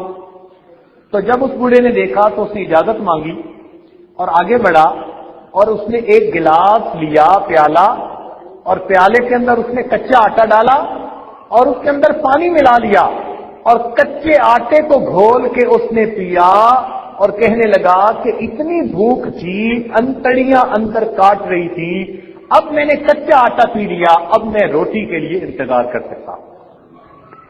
اتنی بھوک تھی، روٹی کے لیے پکنے کا بھی انتظار نہیں کر سکتا تھا، کچا آٹا پی لیا، کہنے لگا اب تھوڑی طبیعت سنبھل گئی، اب میں روٹی کا انتظار کر سکتا ہوں۔ اتنی غربت۔ فرماتے ہیں کہ اس غربت کے عالم میں ہم حرم شریف کے ساتھ ہی باہر بیٹھے تھے، ایک بچہ ہمارے پاس آتا تھا، ہم اسے روٹی دے دیتے تھے، کھانے کو چیزیں دے دیتے تھے، تو وہ بچہ ہمارے پاس 9-10 سال کا تھا، آتا تھا، ہم کچھ نہ کچھ دیتے تھے، مانوس ہو گیا۔ ایک دن وہ ہمارے پاس آیا اور آ کر بیٹھا تو میری اہلیہ نے اسے کہا کہ تم یہاں ہو، تمہیں کھانے کو نہیں ملتا، پہننے کو نہیں ملتا، ہمارے ساتھ ہمارے ملک چلو، وہاں تمہیں کھانے کو بھی دیں گے، پینے کو بھی ملے گا، پہننے کو بھی ملے گا، مکان بھی بڑا اچھا، گرمی بھی اتنی نہیں، یہ سہولت موجود، یہ سہولت موجود۔ اس نے پیار سے نا بہت ساری باتیں گنوائی کہ تم ہمارے ساتھ چلو، وہاں تمہیں یہ سب کچھ چیزیں ملیں گی۔ تو کہنے لگے کہ وہ پہلے تو غور سے یہ باتیں سنتا رہا، جب اس نے ساری باتیں سن لی تو پھر بیت اللہ شریف کی طرف اشارہ کر کے میری اہلیہ سے کہتا ہے کہ وہاں پر یہ بھی موجود ہوگا، وہاں پر یہ بھی موجود ہوگا۔ تو انہوں نے کہا کہ نہیں یہ تو وہاں پر نہیں۔ تو وہ بچہ برجستہ کہتے ہیں اگر یہ وہاں پر نہیں تو مجھے وہاں جانے کی کوئی ضرورت نہیں۔ اتنی غربت کے باوجود بیت اللہ کے ساتھ ایسی محبت، اللہ۔ تو اس لیے یہ ضروری نہیں کہ وہاں پر امیر ہی پہنچتے ہیں، مقدر والے پہنچتے ہیں، بخت والے پہنچتے ہیں، چاہے ان کے پاس خرچ کرنے کے لیے کچھ نہ ہو پھر بھی پہنچ جاتے ہیں۔ ہمارے جامعہ شرعیہ لاہور کے مفتی حضرت مفتی جمیل احمد تھانوی رحمۃ اللہ علیہ ہمارے اکابر میں سے گزرے ہیں، بہت محتاط شخصیت تھے۔ وہ یہ واقعہ سناتے تھے، کیونکہ ایک محتاط شخصیت یہ واقعہ سناتی تھی، اس لیے آپ کی خدمت میں نقل کرتا ہوں۔ ان کے قریبی عزیزوں میں یہ واقعہ پیش آیا۔ فرمانے لگے لاہور شہر میں ایک نوجوان تھا، گوالا تھا۔ گوالا کہتے ہیں جو گائے بھینسوں کو پالے اور ان کا دودھ نکالے، وہ دودھ کا کام کرتے ہیں۔ تو یہ نوجوان گوالا تھا، اس کے دل میں بیت اللہ شریف جانے کی تڑپ پیدا ہوئی، اور وہ لوگوں سے پوچھتا تھا کہ میں حج کے لیے کیسے جا سکتا ہوں، اور پلے اس کے کچھ تھا نہیں کہ جس کو خرچ کرے۔ کہنے لگا اس سے پوچھے، کبھی اس سے پوچھے، کبھی اس سے پوچھے کہ میں بیت اللہ شریف جانا چاہتا ہوں، میں کیسے جاؤں؟ کسی نے اسے بتا دیا کہ بھائی یہاں سے تو جاتے نہیں، کراچی سے بحری جہاز چلتے ہیں، تو وہاں حاجی سب جاتے ہیں۔ کہنے لگے کہ وہ اسٹیشن کو پہنچ گیا اور وہاں جا کر کراچی کی ٹرین میں بیٹھ گیا۔ کراچی پہنچ گیا، اب اسٹیشن پر اترا تو پوچھتا پھر رہا ہے کہ جی میں نے بیت اللہ شریف جانا ہے، کیسے جاتے ہیں، کیسے جاتے ہیں؟ کسی نے کہا بھائی اسٹیشن سے نہیں جاتے، ایک حاجی کیمپ ہے، وہاں حاجی اکٹھے ہوتے ہیں اور وہاں سے جاتے ہیں، تو وہاں جاؤ۔ چنانچہ وہ لوگوں سے پوچھتا پھرا جی میں حاجی کیمپ کیسے جاؤں؟ چنانچہ ایک قافلہ جا رہا تھا، انہوں نے کہا بھائی ہمارے ساتھ بیٹھ جاؤ، چنانچہ انہوں نے اس کو حاجی کیمپ پہنچا دیا۔ اب وہاں پر جہاز لگتا تھا اور اس میں لوگ سوار ہوتے اور حاجی جاتے۔ اب یہ روز دیکھ رہا ہے، نہ پاسپورٹ ہے، نہ ٹکٹ ہے، نہ کوئی خرچہ ہے، بس ہر بندے سے یہی پوچھتا پھر رہا ہے میں نے حج پہ جانا ہے، میں نے حج پہ جانا ہے۔ لوگ پوچھیں کاغذات مکمل ہیں، کہنے لگا نہیں کچھ بھی نہیں، لیکن جانا کہاں ہے؟ حج پہ جانا ہے۔ اچھا، اس کے ذہن میں ایک تجویز آئی، اس نے سوچا کہ یہ جو کام کرنے والے ہیں نا، جو حاجیوں کا سامان جہاز کے اوپر لے جاتے ہیں، ان کو اجازت ہے جہاز پر جانے کی، تو بس میں بھی کسی طریقے سے جہاز پہ چڑھ جاؤں۔ چنانچہ ایک نوجوان پھر سے بلایا اور بلا کر کہتا ہے کہ بھئی آپ کو تو اس جہاز پہ چڑھنے کی اجازت ہے، مجھے کیسے مل سکتی ہے؟ اس نے کہا بھئی ہماری تو دیکھو یہ وردی ہے، یہ ہم نے وردی پہنی ہوئی ہے نا، یہ شرٹ پہنی ہوئی ہے، تو ہم حج کا سامان لے کے اوپر جا سکتے ہیں، ہر بندہ نہیں جا سکتا۔ کہنے لگا یار ایسا کرو کہ تھوڑی دیر کے لیے یہ مجھے دے دو، میں اوپر سامان بھی پہنچاؤں گا اور پھر جب پہنچ جائے گا تو تمہیں وردی پہنچ جائے گی واپس۔ اس نے اس کی بات مان لی، چنانچہ اس نے اس کو یہ کرتا دے دیا۔ اب اس نے کرتا پہنا اور جناب حاجیوں کا سامان اوپر لے جا رہا ہے، حاجیوں کا سامان لے جا رہا ہے۔ اللہ کی شان، جب سامان ختم ہو گیا تو یہ وہیں رک گیا اور اس نے وہ شرٹ جو تھی دوسرے بندے کے ہاتھ نیچے بھیجی۔ اب جا رہے آگے، کہاں جانا ہے؟ حج پہ جانا ہے، ڈاکومنٹ ہے نہیں۔ اللہ کی شان کہ چھپ چھپا کے سفر گزر گیا۔ اب جب جدہ کے قریب پہنچنے کا وقت آیا تو اس نے ایک آدمی سے کہا کہ بھئی جدہ کی روشنیاں نظر آئے نا تو مجھے بتا دینا۔ اس نے کہا بہت اچھا۔ اللہ کی شان کہ جدہ کے قریب پہنچ کر جب سامنے روشنیاں نظر آ رہی تھی عمارت کی جہاں انہوں نے جا کے رکنا تھا، بندرگاہ کی، تو اس نے اس کو بتا دیا بھئی وہ جدہ سامنے آ گیا ہے، کپتان بتا رہا ہے۔ یہ گوالا جناب سویا ہوا تھا، اٹھا اور اٹھ کر جو جہاز تھا نا اس کی جو دیوار سی ایک بنی ہوئی تھی اس کے اوپر کھڑا ہوا اور جناب اس میں سیدھا سمندر میں چلا۔ جب سمندر میں چھلانگ لگائی، ایک تو رات کا وقت تھا، اب اس کے ساتھی نے دیکھا کہ بھئی ابھرے گا، تیرے گا، اور یہ تو نظر ہی نہ آیا۔ بڑا حیران ہوا، پریشان ہوا کہ یہ بیچارہ تو گیا۔ خیر افسوس ہوا اسے، بات آئی گئی ہوگی۔ اب اس بندے نے حج کیا، یہ جو بتانے والا تھا، جب حج کر کے طواف زیارت کر کے یہ فارغ ہوا تو جب باہر نکل رہا تھا تو کیا دیکھتے ہیں کہ وہی گوالا بڑے اچھے کپڑے پہنے ہوئے اربوں جیسے، اور جناب شام سے چلا جا رہا ہے۔ اس کو دیکھا تو بڑا خوش ہو کے ملا اس کو، السلام علیکم، وعلیکم السلام، بھائی تمہارا کیا بنا؟ کہنے لگا یہ لمبی کہانی ہے، سننی ہے تم نے؟ اس نے کہا، کہتے میرے ساتھ آؤ۔ وہ گوالا اسے ساتھ لے کے چلا۔ اب جب باہر نکلا نا حدود یعنی مسجد سے، تو اس نے دیکھا کہ ایک بالکل نیو گاڑی کھڑی ہے، بالکل نئی کار، اور ایک ڈرائیور ہے اس میں جو چلانے والا ہے۔ تو یہ گوالا جناب گیا اور اس کی سیٹ پر بیٹھ گیا اور اسے کہتے آپ بھی بیٹھو۔ اس نے کہا یہ کیا معاملہ؟ کہنے لگا یہ گاڑی بھی میری، یہ ڈرائیور بھی میرے لیے، اور چلو میرے گھر باتیں وہاں جا کے کریں گے۔ وہ اس کو لے کر جناب ایک کوٹھی میں گیا، اتنی خوبصورت کوٹھی، دیکھ کر حیران۔ اس نے کہا بھائی یہ سارا چکر کیا ہے؟ کہنے لگا یہ گھر بھی ہے اور یہ سواری بھی ہے اور حج بھی کی ہے اور اللہ کی رحمت ہے۔ تو اس نے کہا بھائی خدا کے لیے بتا دو کہ ہوا کیا؟ کہنے لگا بات یہ کہ جب آپ نے مجھے بتایا کہ وہ دیکھو بندرگاہ سامنے، تو میرے پاس کاغذ تو تھے نہیں، بس میں تو حج کرنا چاہ رہا تھا اور پیسے تھے نہیں، دعائیں بڑی مانگتا تھا، میں نے اللہ کے نام پہ سمندر میں چھلانگ لگا دی۔ کہتے تیرنا بھی نہیں آتا تھا۔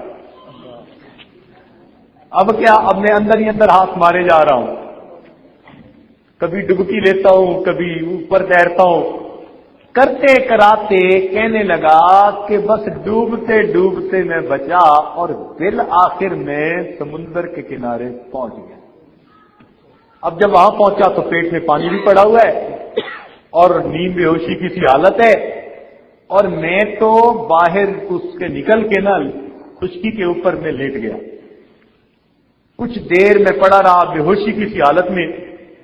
رات کا وقت تھا، تو اس زمانے میں رات کو بندرگاہ بند کر دی جاتی تھی، دن کے وقت اس کو آپریٹ کیا جاتا تھا۔ جہاز آ کے رات کو لگتے تھے تو سواریاں جہاز میں رہتی تھی۔ کہنے لگا میں جب اٹھا تو اذانوں کا وقت تھا۔ اب میں نے دیکھا کہ کوئی جگہ ہو کہ جہاں سے میں باہر نکل جاؤں، تو مجھے تو کوئی جگہ نظر نہ آئی۔ ایک طرف میں نے جا کر دیکھا تو میں نے ایک چھوٹی سی دیوار تھی، میں نے دیکھا کہ اس کے اندر دو لوگ ہیں، دو مرد ہیں، اور ایک گائے ہے جس کا وہ دودھ نکالنا چاہتے ہیں، اور وہ بڑا اس کو بہلا رہے ہیں اور اس کا دودھ نکالنا چاہتے ہیں، مگر ان سے دودھ نکالا نہیں جا رہا۔ اب انہوں نے اس کو باندھا بھی صحیح اور یہ بھی کیا وہ بھی کیا، میں سب دیکھتا رہا۔ تو جب ان سے کچھ نہ ہو سکا اور میں نے دیکھ لیا تو میں نے ان کو بلایا اور میں نے کہا کہ مجھے دودھ نکالنے کا طریقہ آتا ہے؟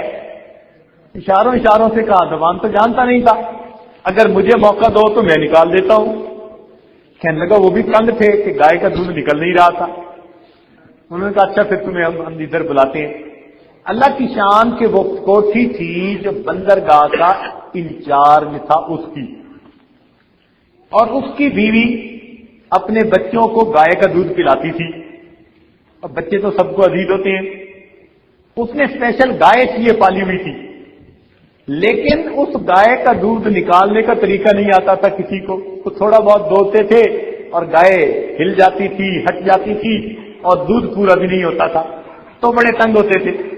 اب جب اس نے اشارہ کیا تو اس نے کہا اپنے اس افسر کو کہ یہ ایک بندہ اشارہ کرتا ہے کہ میں گائے کا دودھ نکال کے دیتا ہوں، تو آپ اگر حکم دیں تو ہم اس کو یہاں لائیں۔ کہنے لگے اس کو تو دودھ چاہیے تھا بیٹوں کے لیے، اس کی بیوی نے کہہ دیا ہاں اس کو بلا لو۔ لو جی وہ آیا، دروازہ کھول کے اسے لے گیا، کیا پاسپورٹ اور کیا ٹکٹ، کیا کاغذ۔ اب وہاں پہنچ گئے، وہاں جا کر کہتے ہیں میں نے گائے کو جو ہے تھپکی دی۔ اب یہ گوالے جو ہوتے ہیں ان کے ہاتھ تو گائے کو فوراً میسج دے دیتے ہیں، کہتے ہیں تھپکی جو دی تو گائے تو کھڑی ہو گئی دودھ دینے کے لیے، اور میں جو نیچے بیٹھا تو میں نے تو اس کا دودھ دوہا تو ان کا پورا برتن ہی بھر گیا، دوسرے برتن کی اور ضرورت پڑ گئی۔ اب جب اتنا دودھ اس کی بیوی نے دیکھا تو وہ تو خاوند کو کہنے لگی ہمارے بچے بھوکے رہتے تھے اور آج تو اتنا دودھ ہے کہ ہمارے بچے تو خوب پیٹ بھر کے پیئیں گے۔ خاوند کہنے لگا کہ اس بندے کو یہی رکھ لو، اس بندے کو یہی رکھ لو۔ اس نے کہا کہ یہ ہے کون؟ میں نے اسے روایت سنائی۔ اس نے کہا چلو میں تمہیں معاف کرتا ہوں، سارے کاغذات وغیرہ وہ زمانہ ایسا تھا، کہنے لگا اچھا اب یہ کہ تم یہی رہو اور میرے اس گائے کا دودھ جو ہے نا وہ دو دیا کرو۔ اس نے کہا جی میں نے تو حج کرنا ہے۔ انہوں نے کہا تمہیں حج کروا دیں گے مگر میری گائے کا دودھ نکالا کرو۔ اس نے کہا دودھ میں نکال دوں گا چند دن لیکن مجھے حج کرنا ہے۔ حج کروا دیں گے۔ کہنے لگا میں وہاں رہا، جب کئی دن میں نے اس کا دودھ نکالا تو جو اس کی بیوی تھی نا، اس بیوی کا جو باپ تھا اس کا گائے کا بڑا فارم تھا، اس نے کہیں 150-200 گائے پالی ہوئی تھی، ڈیری فارم جیسے ہوتا ہے، اور اس کو بھی وہاں دودھ نکالنے کی پرابلم ہوتی تھی۔ تو اس نے فون کیا، اپنے ابو کو بتایا کہ ایک بندہ ہے وہ گائے کا دودھ بڑا اچھا نکالتا ہے اور ہمارا تو اتنا دودھ 4 گنا 5 گنا میں مل رہا ہے۔ تو اس کے ابو نے کہا کہ اچھا بیٹی اسے پھر میرے پاس بھیج دو، اور وہ کوئی امیر آدمی تھا، چنانچہ اس نے وہاں بھیجا۔ اس نے وہاں جا کر جناب کئی گایوں کا دودھ نکالا۔ اب گوالے تو ماشاءاللہ 50-50 گایوں کا دودھ دو دیتے ہیں، ان کو تو پریکٹس ایسی ہوتی ہے۔ چنانچہ جب اس نے دودھ دوا تو اس کا تو مالک بڑا خوش ہوا کہ مجھے تو آمدنی بھی بڑھی اور میرا مسئلہ بھی حل ہو گیا۔ اس نے اسے کہا کہ تم میرے پاس ملازمت کر لو۔ یہ کہنے لگا جی میں نے تو حج کرنی ہے۔ تو اس نے کہا بھائی حج کروا دیں گے لیکن میرے پاس رہو۔ کہنے لگا جی میں نے حج کرنی ہے۔ اس نے کہا بھائی میری ذمہ داری میں تمہیں حج کرواؤں گا لیکن تم یہی رہو۔ کہنے لگا ہاں میں یہی رہ جاؤں گا مگر حج کر کے میں نے واپس جانا ہے، میرے بیوی بچے وہاں ہیں۔ اس نے کہا تم فکر نہ کرو، میں تمہیں گھر بھی دیتا ہوں اور میں تمہیں کار بھی دیتا ہوں اور میں تمہیں ڈرائیور بھی دیتا ہوں، تم روز جا کے طواف کرایا کرنا، حج بھی کر لینا، اور تم اپنے بیوی بچوں کا عطا پتہ بتا دو، میں اپنے داماد کو کہتا ہوں کہ کاغذات تیار کرے تاکہ حج کے دوران ان کو بھی بلوائے۔ کہنے لگا کہ میرے بیوی بچے بھی آ گئے ہیں اور میں نے حج بھی کر لی ہے، یہ گاڑی بھی اللہ نے مجھے دے دی ہے اور جس کوٹھی میں آپ بیٹھے ہیں یہ بھی میری ہے، اور میں چلا تھا اللہ کے گھر کا دیدار کرنے۔ تو مفتی جمیل احمد ثانی رحمۃ اللہ علیہ یہ واقعہ سنا کر فرماتے تھے کہ اگر ایک گوالا بھی بغیر اسباب کے اللہ کے گھر کا دیدار کر سکتا ہے تو پھر ہم جیسے کیوں نہیں دیدار کر سکتے؟ طلب کی کمی ہے۔ اگر طلب ہمارے پاس ہو تو پھر ہمارے لیے کوئی مشکل نہیں وہاں پہنچنا۔ اس لیے جو دوست حج پہ جا رہے ہیں وہ تو خوش نصیب ہیں کہ جا رہے ہیں، اور جو نہیں جا رہے وہ مایوس نہ ہو، وہ غمزدہ نہ ہو، اس دفعہ نہیں، اللہ تعالیٰ آئندہ توفیق دے دے گا۔ تو ابھی سے مانگنا شروع کر دیجئے، دل میں نیت کر لیجئے، پھر دیکھیے اللہ رب العزت کی رحمت کیسے ہوتی ہے اور اللہ تعالیٰ راستے کیسے کھول دیتے ہیں۔ وہ پروردگار تو بغیر اسباب کے وہاں پہنچانے پہ قادر ہے۔ تو اس لیے وہ دوست جو حج کے لیے جا رہے ہیں مبارکباد کے لائق ہیں، اللہ تعالیٰ ان کے اس عمل کو قبول فرمائے اور ان کو عشق و محبت کا یہ سفر کما حقہ ادا کرنے کی توفیق عطا فرمائے۔ جو مستورات جا رہی ہیں ان کو چاہیے کہ حج کے مسائل اچھی طرح سمجھ لیں، احرام کے مسائل، احرام کی پابندیاں، تاکہ وہاں جا کر ان شرائط کے مطابق وقت گزارنا آسان ہو۔ ادارے کی طرف سے بھی ان کو کچھ نوٹس دے دیے جائیں گے جس میں مسائل لکھے ہوں گے اور وہ خود بھی پوچھیں۔ ابھی کھانے کے بعد سوال و جواب کی محفل بھی ہوگی جس میں حج سے متعلقہ جو سوال ہوں گے ان کے جوابات بھی دیے جائیں گے۔ تو آپ ابھی سے حج کے لیے علمی تیاری بھی شروع کر دیجئے اور اللہ تعالیٰ سے مانگتے بھی رہیے کہ اللہ تعالیٰ اس سفر کو آسان فرما دے۔ اس عاجز کی دعا ہے کہ اللہ تعالیٰ ہم سب کو اپنے گھر کا بار بار دیدار نصیب فرمائے، اپنے محبوب کے در کی حاضری نصیب فرمائے۔ وآخر دعوانا ان الحمد للہ رب العالمین۔